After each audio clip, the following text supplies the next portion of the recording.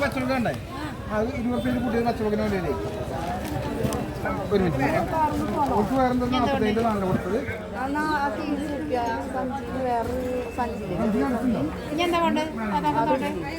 പറഞ്ഞോളൂ എന്തൊക്കെ വേണ്ട എന്തൊക്കെ വേണ്ട ഇപ്പൊ തന്നെ എത്ര വേണ്ട 400